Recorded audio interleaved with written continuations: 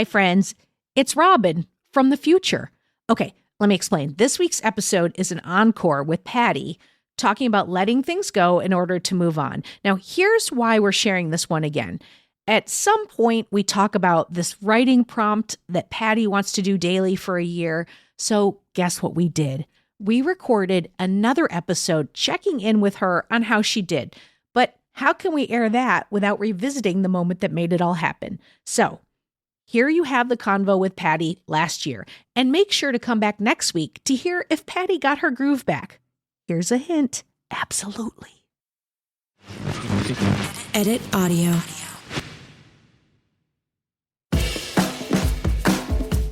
Hello, everyone. I'm Robin Hopkins, and this is Well Adjusting, where I talk to people about life stuff, but not in an NPR way.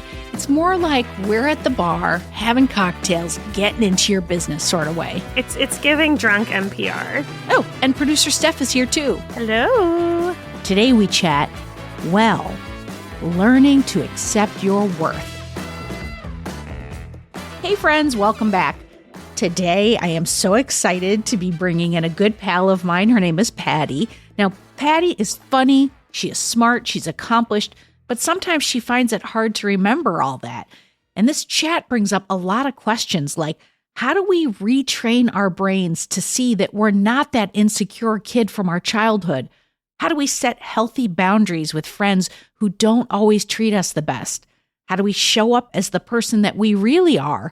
Well, we're going to get to all of these questions and so many more. Let's get right to Patty. Hi, my name is Patty. I'm an Aries, and I am a showrunner and a writer. I'm married to a very nice man. He's a little bit country. I'm a little bit rock and roll. What else can I tell you? Well, you don't have to do anything more. That's perfect. That's great. So I'm going to ask you to tell me Yes. in a sentence or two, what did you want to come pick apart with us today?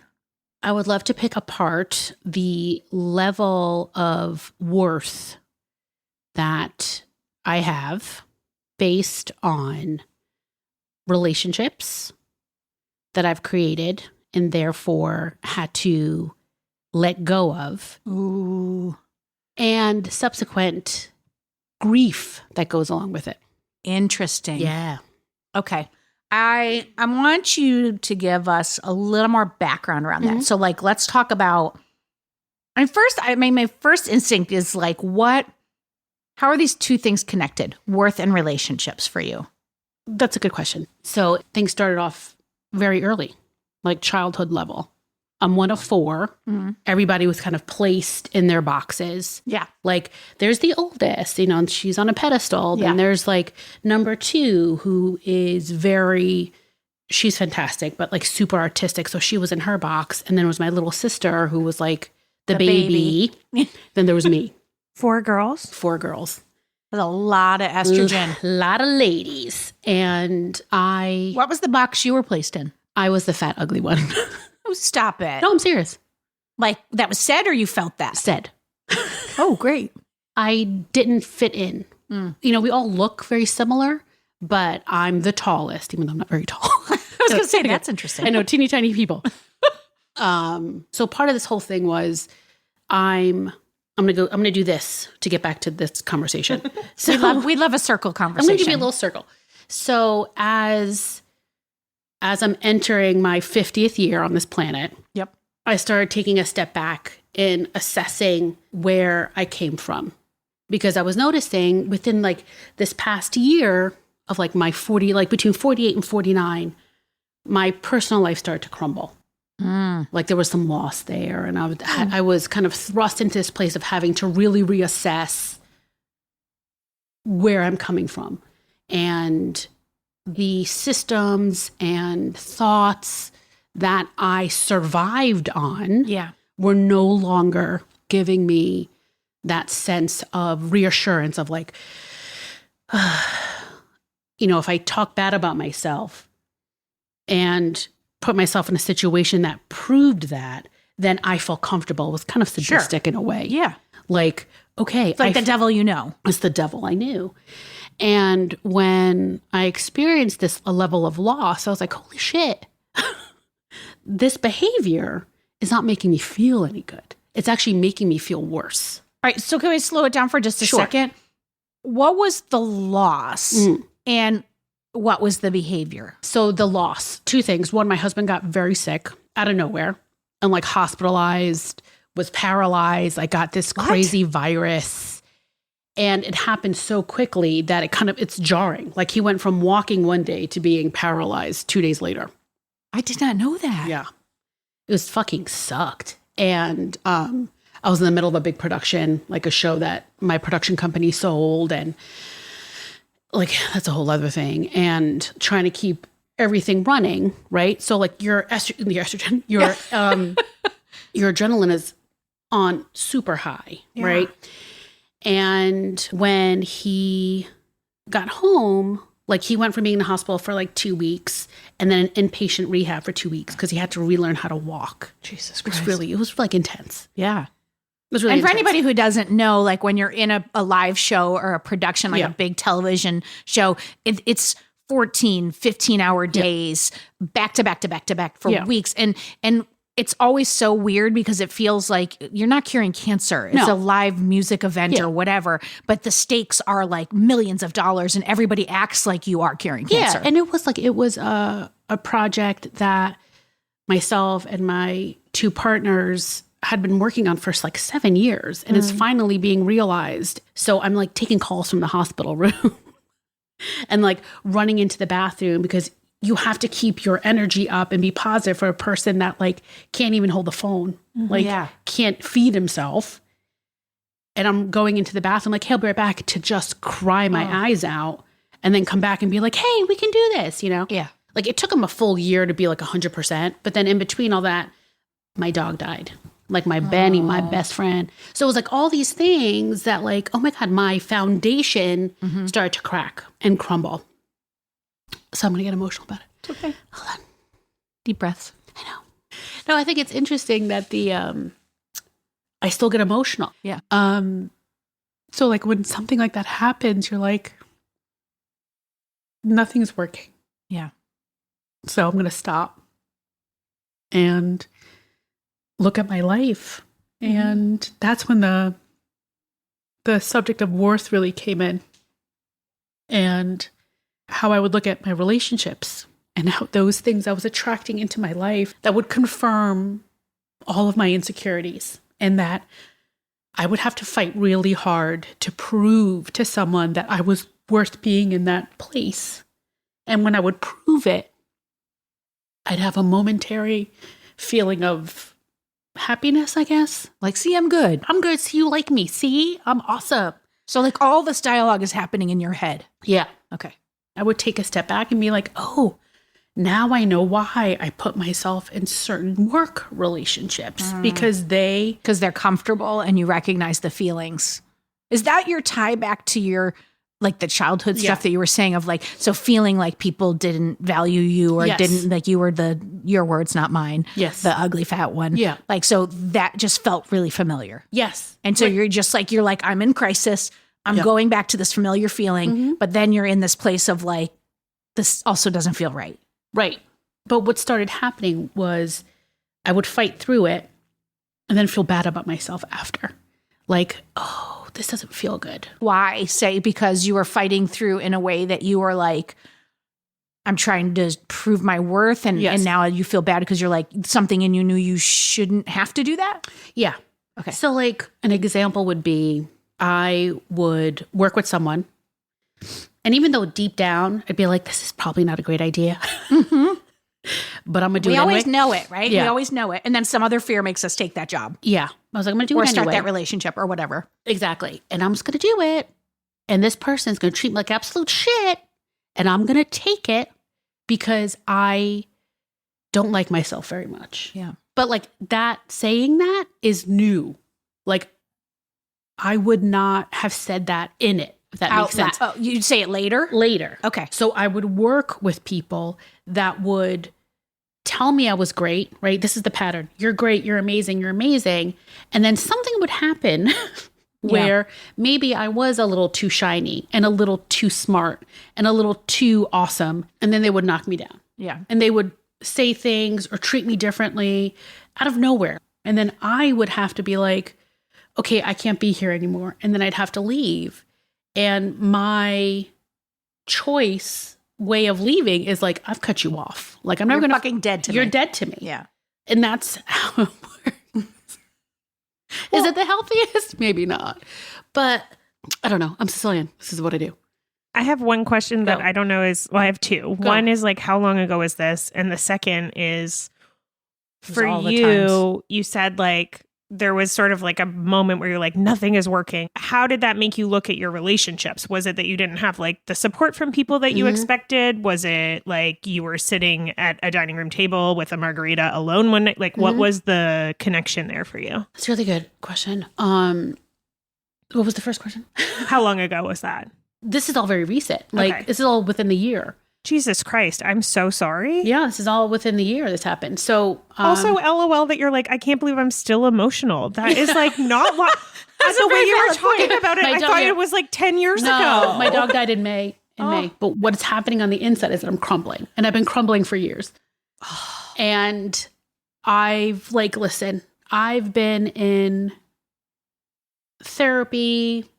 I've gone to self-help workshops. I always feel that I always want to keep learning and trying and improving myself because I don't like feeling sad. Yeah. It's not my favorite. Well, you're a doer. Welcome to the table. Yes, thank you. I want to say something before we go into that further. The way you set that up, you said something along the lines of I always get myself into, or I choose these things that are mean or horrible to me. And it was just I hope just for the very beginning part of this, because we are starting to already talk about awareness and this is great. It's showing up earlier for you. But your language about the way you talk about yourself is important. And it's not your fault that people you work with are shitty. So I think it's important to note that those people are shitty. They're fucking shitty. Yeah. And they did a shitty thing to you. And that's not I always. That said, I do firmly believe, and I don't know if everyone agrees with me, that I do think that we went on a walk before we recorded this. We're talking about what you kind of put out, what you emit. I know for me that I might emit something that's I don't feel good about it. I'm not pretty enough. I'm not this enough or whatever. And then it's who's noticing me? No one, because I'm walking around with this bubble around me that's might as well have text that says, I don't feel I'm pretty, or I think I'm fat, or I think I'm this, or I'm too much, or I'm not. And I do think that comes with us, but that is about familiarity. That's what you know. That's what was handed to you. It's where you started. So I just want to as we start to talk about this, I want you to listen for when you are talking about yourself in a mean way. Yeah. Because I think that's part of the beginning is stopping this conversation of us being mean to ourselves. Yeah, I don't disagree with that. And I think that's what was kind of the impetus to all this.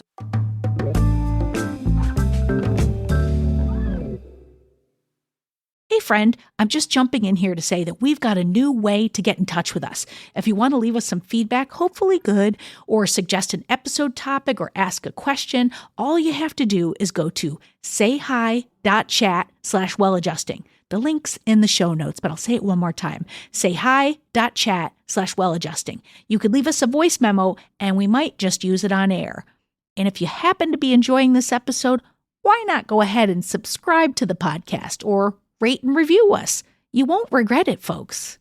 I also wonder, tell me if this happened, because again, we're a table of the same people. We're all 100,000 miles an hour. Yeah. I got this. I got this might as well be written on every one of our tombstones.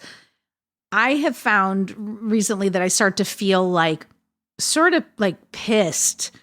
Okay, I now need someone and no one is helping me. But I think I recognize that no one knows how to help me because I never let anybody help me because I got it. Yeah. But there's a little bit of a trap in there. And it's I start to wonder, am I cleaning people out because they're not there for me, but then I didn't let them be there for me? Is any of that happening for you? No. Is that part of it or no? No, I feel that people that are not meant to be in your life will naturally fall away. Interesting. And I'm allowing them to. I have stopped fighting I love that. for the attention. I stopped fighting for that. Now it's not just work things. It's personal, like it's friendships. It's some familial relationships where, listen, because let me tell you, I'm an amazing friend. Like if you call me and be like, can you meet me here in 10 minutes to bring a shovel? Okay, I'll be right there. And you wouldn't even ask who you're burying. No, I don't even You'd just care. be like, I'm there. I'm there. That's it. Yeah. However, because of this work, right, that I've been doing, and again, this kind of bird's eye overview of like, hello, I do not want to enter my next decade feeling like this anymore. Yes. So I am assessing. This very morning, I had old pictures on my refrigerator and I was cleaning the refrigerator, whatever.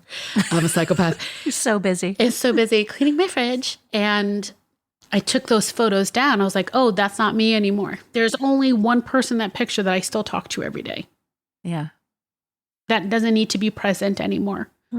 But again, like all the things that I try and listen to about worth. There's some amazing people out there talking about a person's worth and letting go and allowing people to be themselves and not take it on, right? Like if they're going to do something, let them. Yeah. That's your journey. That's your journey. Enjoy. I love when I'm able to get there. It's not always. Yeah. And it's not always, but the one thing that no one is talking about is the sadness and the loss and the grief that goes along with losing that part of you that's been on you.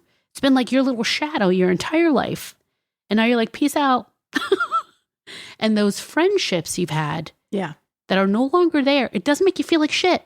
Yeah. Because there was lonely or...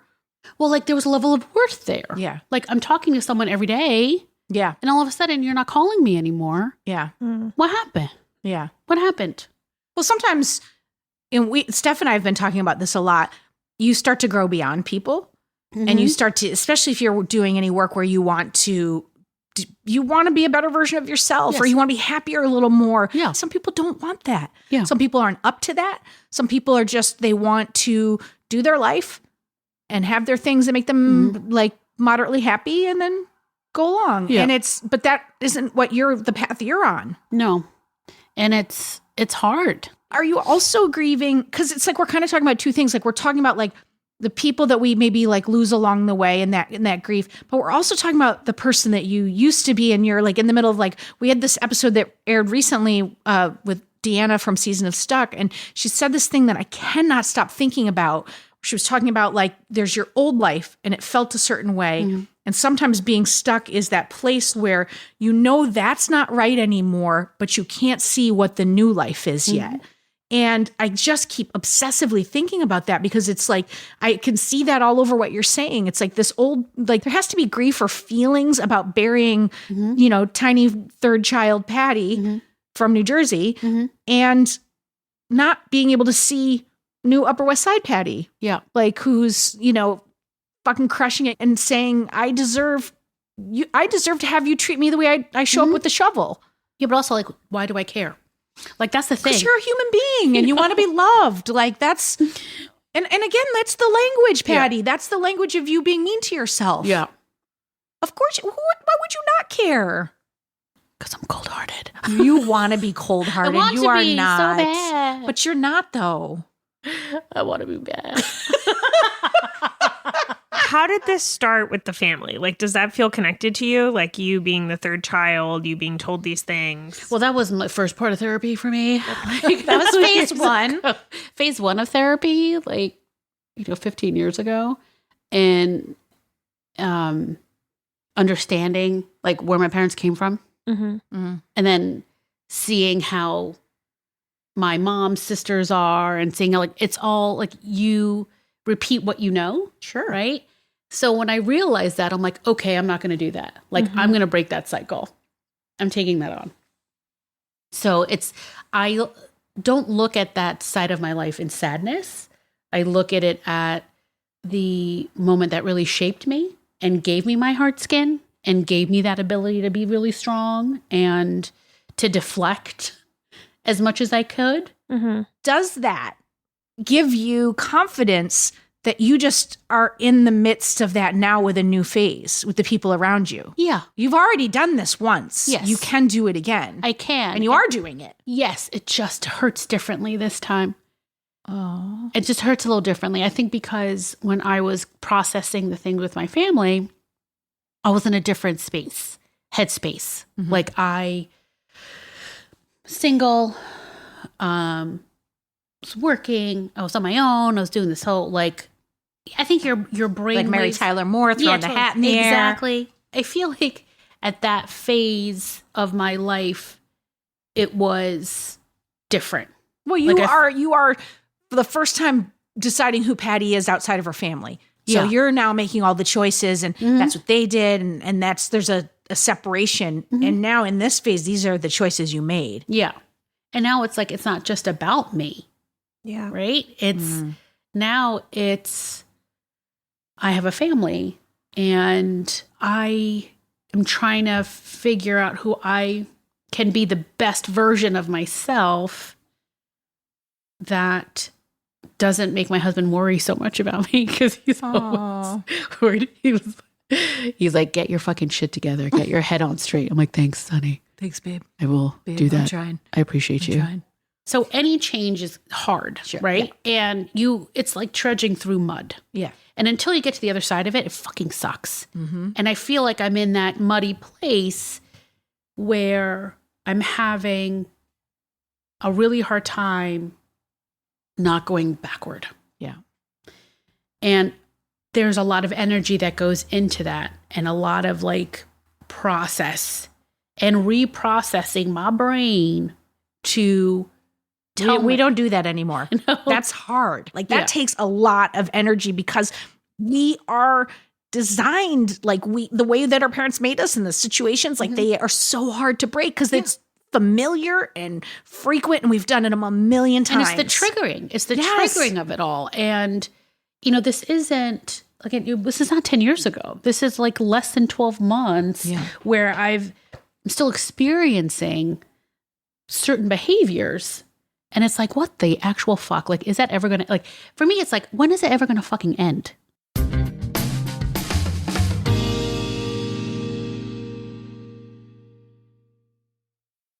What would your life look like if you were healed? And I want, that's a good question. I want you to give me specifics, not joy. I want to know, I would have this. I would have I will tell you enough. I think Please. about it constantly.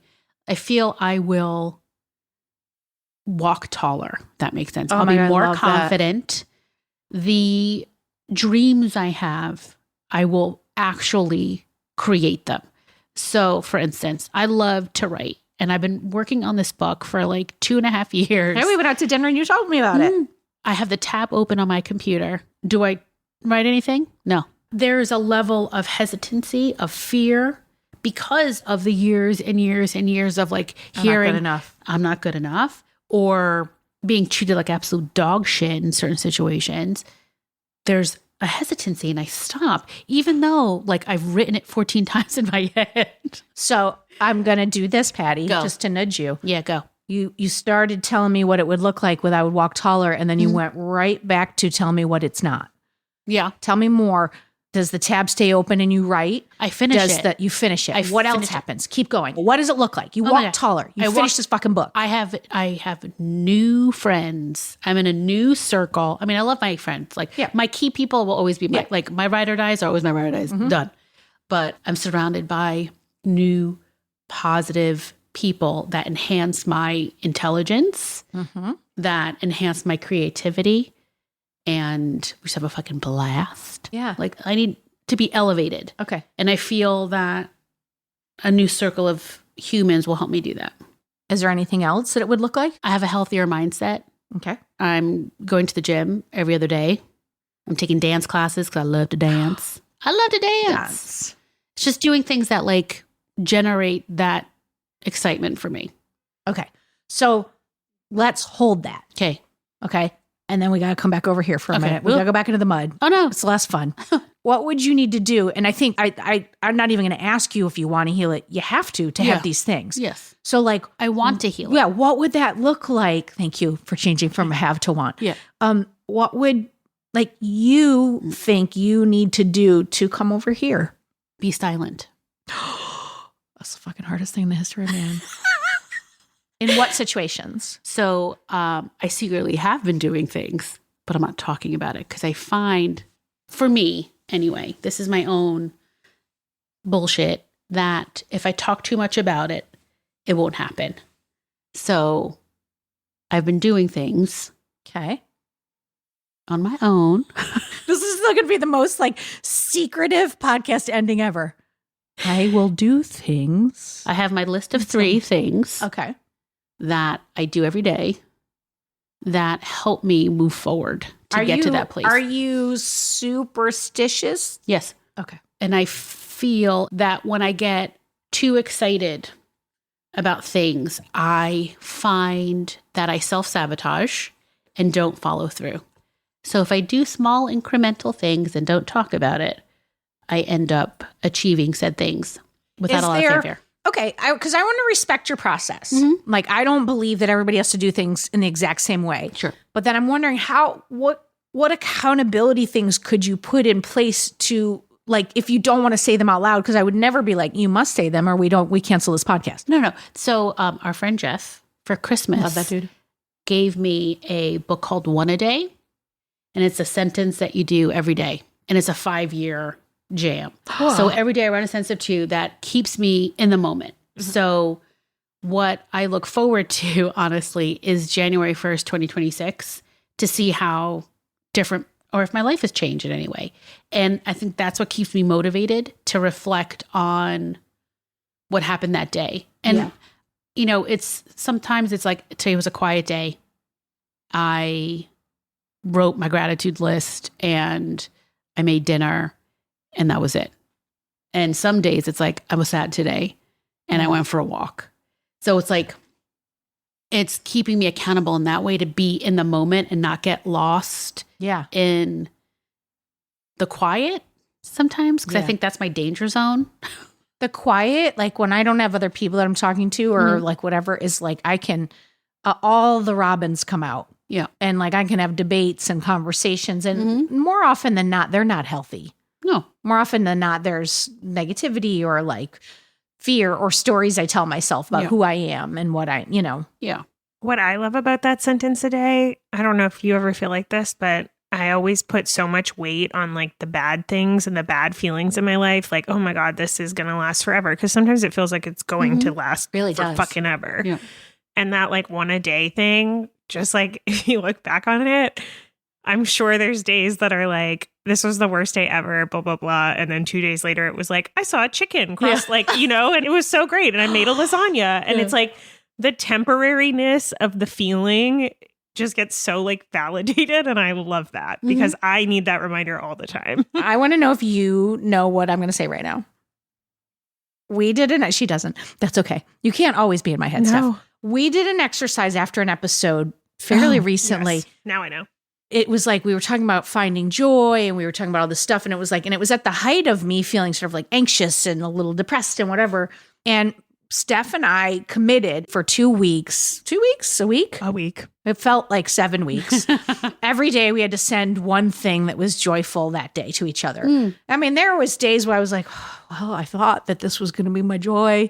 And then like I get a voice memo back from her being like, do you plan your joy? And then she was like, I saw a chicken. Like hers were all like that. And mine were like, I have problems. But however, the exercise of doing that back and forth, first of all, the vulnerability and the like intimacy of it was very freaky for me. Yeah. But then on top of that, the accountability of me actually changing my mindset to think about what was joyful for me today allowed me to see more joy. Yeah. It was like all of a sudden I put joy glasses on versus the so fucking hard and it never ends. Yeah.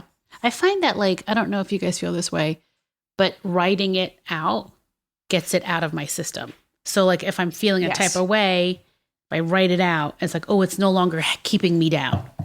I've released it and I say goodbye to it.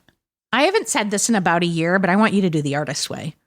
Do you know I have the book? It sits on my shelf. I have the book and it sits on my shelf too. I had the book for at least a decade before I did it. Okay. And then when I did it, it was life-changing. And then I did it again like 8 or 9 years later. And again, still life-changing. and all the same reasons, like finding something creative new, but like loving and believing in yourself, the writing it, the morning pages, the dates with yourself, like maybe pull it off the shelf. Maybe I'll look at it, dust her off. I'm looking over at Steph, and I know Steph, and I think she has 4,000 questions. So I want to unleash the Steph. I don't know where to start because I have so many notes from like this whole conversation. That's scary. And also because no, not scary. Like some of them are just scary. quotes that I want to come back to. But it's really hard for me because I'm going through like not a similar thing at all, but I'm having like a moment that feels pivotal to me that is about like friendships and just reevaluating like how did I get into these certain relationships and friendships and like family situations? Do they serve me? And do I need to stay in them? Like, Sure. you know, and I had this conversation with my friend like 2 days ago. She had a friend break up and she was like, I just feel like I have no friends anymore. Like, I feel like the older I get, the more I have no friends. And she was like, and what's the point in trying so hard to be a good friend and blah, blah, blah, you know, but like, it is true that I think when you get older or if you're a person that's trying to grow and move beyond things, that you leave some things behind. The grief that I have is just like a sadness about missing that person and the fun times with them. And you said something earlier that was like, that like you're resisting the urge to get like sucked back in or pulled backwards. And I guess I'm just wondering like what triggers that for you? Loneliness.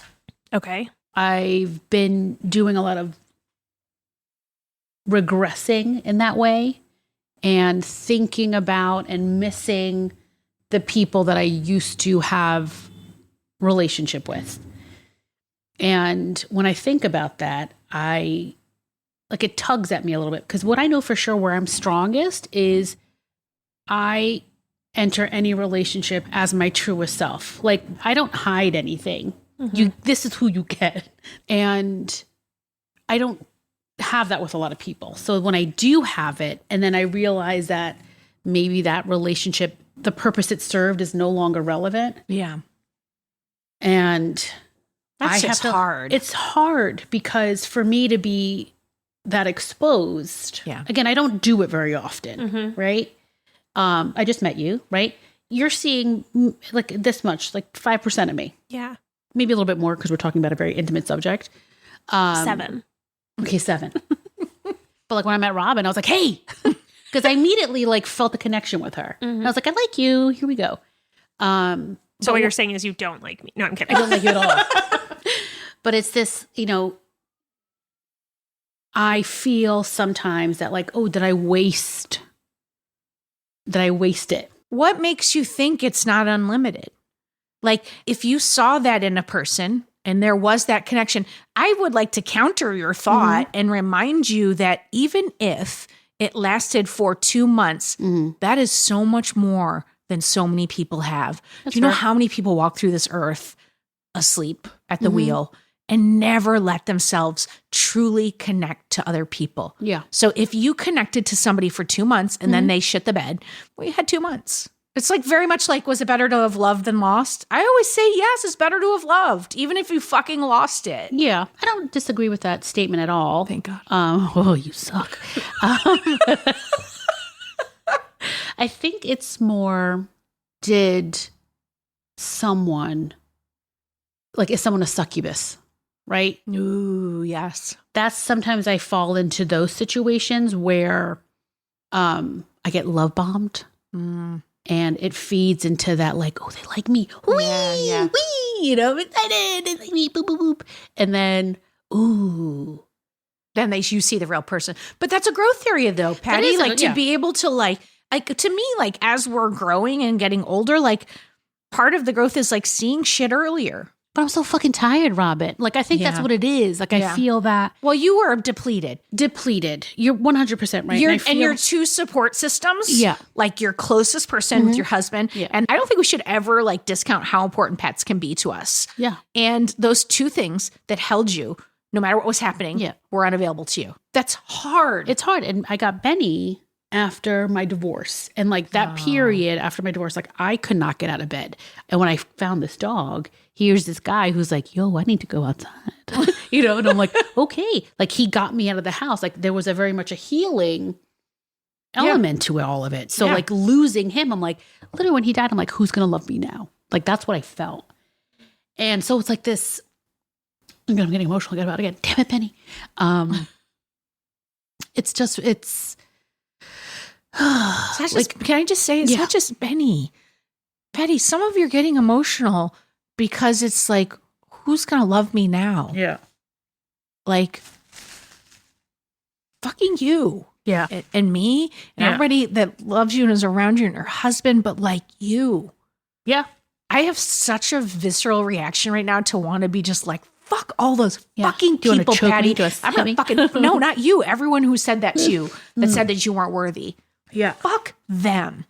Like, isn't that a benefit of us getting older, is shedding away toxic people who hold us down because they don't fucking love themselves. Right. You're absolutely right. Like everything. But it doesn't mean you don't have to still fucking go through this. Right. No, but it is that. But it is like, it is a shedding. And there is that sadness and that grief that goes along with and burying uncomfortableness. Yes, that burying that side of me that I've been carrying for 50 years. Like, think about that. Yeah. That's a lot. I just had this fucking amazing vision of the three of us on a mountaintop. Yeah. We're in some kind of like witch cape. Yes. Oh, I love We're burning some shit. Come on, Coven. We're writing shit down and we are freeing ourselves and we're burning it and we're saying, I will no longer accept that for me. Yeah. Because the only person that needs to heal this is you. Yes. I will no longer accept this for me. Like, And whatever your words there. are. Well, but even if you get there like for 5 seconds and then you fall, you come back. Can you get there 10 seconds next time? I mean, I'm hoping to get to a place, and like honestly, doing this whole podcast is a very vulnerable space for me. Like for me, that I'm talking about it is very. You're welcome. Thank you. Content.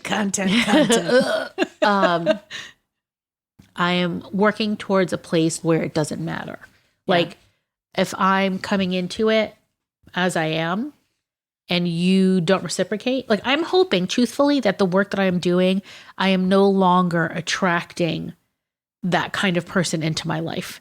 That's what I'm working towards. Because again, I'm going to go back to the energy of it all, and you attract certain things in your life to either teach you something or to help you move through something. And the fact that I kept repeating these patterns just so I could continue to prove to myself that I was worthless. And now that I'm at a point where I'm like, hey, wait a minute. Yeah. We're almost full circle to I am choosing this. And by the way, I do believe we unconsciously choose things. Yeah. However, it's what you know. Yeah. And sometimes we just like, I don't know, like before like Waze and Apple Maps and whatever, didn't you just go home the way you knew? Yeah. Not the way that had the least amount of traffic, not the way that like maybe at 5 o'clock this way is what, that is the way you know to go. Right. It's not your fault that you were there. It's just that you are now saying, I don't want to be there anymore. And I just think I think it's a nuance and it's a kinder way to speak to yourself. Yeah. Because there is power in saying, I no longer want to go that way home. I'm choosing to do this. There's power in that. There is shame in, I did this and that's my fault. I'm so fucking proud of you. Hearing where you are in a great place. Ooh, and I know that's horrible to say because it's like you're like crying at my table and like you're pulling out the tissues, but you really are. You recognize it. You understand it and you no longer want it.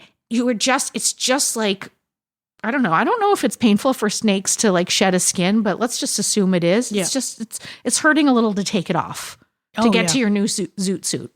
Yeah. I also think like part of the reason that I thought it was like 10 years ago was because you've already like established in your brain that this is like a switch. And so I assumed you had like an amount of time of like healing. I'm very advanced. Yeah, you're doing fucking great. But like, I think that's like to Robin's point, like you obviously like shit has happened. Yeah. Oh, And that's you're true. recognizing that you're coming out of it and that you don't want to be there again. No, I'm grateful for the awareness. Like there's no doubt about that. But I think it's it is like, it's a process. And I think part of my DNA is I go in, I'm going to tell you like it is, or like, hey, let's like, I see so many different scenarios all at once. Like that's how my brain works. Yeah. Like 3D, like zing, zing, zing, zing, zing, zing, zing. It's like a beautiful mind. Yeah. And I see all these things. And I think my biggest challenge personally is why am I not better yet? Well, because you cannot, you like I love the beautiful mind. That's how I think, but not when it comes to me. Yeah. You cannot think about yourself like that. Right. It's just too hard. There's too many conversations. There's too much history. There's too much pain. There's too much grief. And it's too confusing. Yeah, but I just wanted to be like, can I be fixed yet? Like that's the conversation I have with my therapist constantly. It's Okay, like, I wanna be fixed. fine. But aren't you doing that right now? You are letting us in on this conversation. You are in therapy. The only homework I have for you, Patty, is to 1, keep fucking doing it. And 2, 2.5. I want you to think about your language. Yeah. Because I think that is important because that is your language. You subtly are mean to yourself in your language. So I want you to think about that. But I think the main thing is I want you to dream about like just while you do your one thing a day in your book, I want you to spend whatever amount of time feels right for you thinking of concrete things. Or what if we just add one concrete thing of what your life would look like when you're healed with this? I have homework.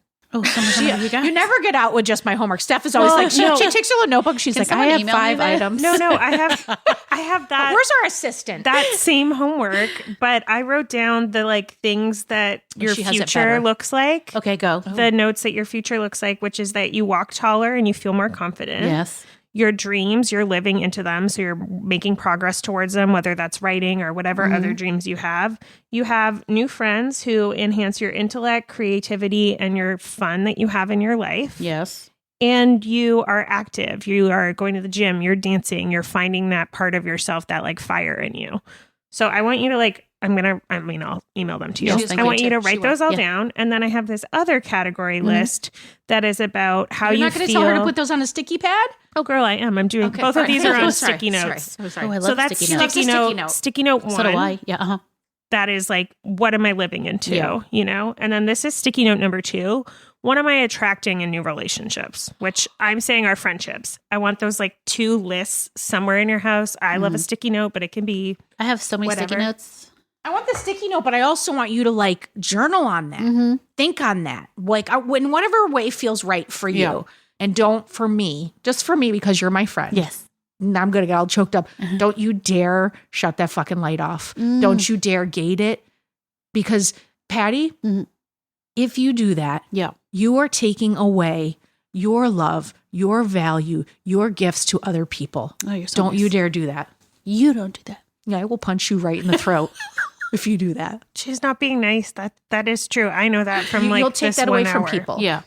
And by the way, there's no part of either me or producer Steph who knows that what we're asking of you is not difficult. Yeah. But I know you can do it. I know. And I love you. Ditto. Last question. How do you feel? I don't know yet. No, I feel good. I'll let you know tomorrow. I'll let you go tomorrow. No, this was very good. It's cathartic for sure. You guys are very good at your job. I enjoy the process. Again, this is a big thing for me to be very vulnerable, and I don't necessarily like it. But, new year, new me. Amen. Thank you for sharing with me. Thank you. God, That was thank really you. awesome. Thank you for joining us. I'm so glad that you let us in. So thank you. Very scary.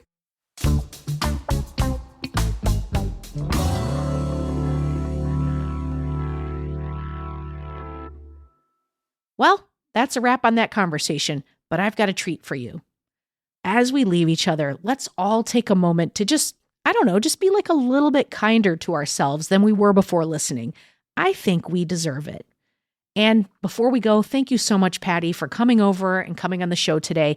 I think it was just what we all needed. Oh, hey, and don't forget to come back next week to hear how Patty did 1 year later. You do not want to miss it.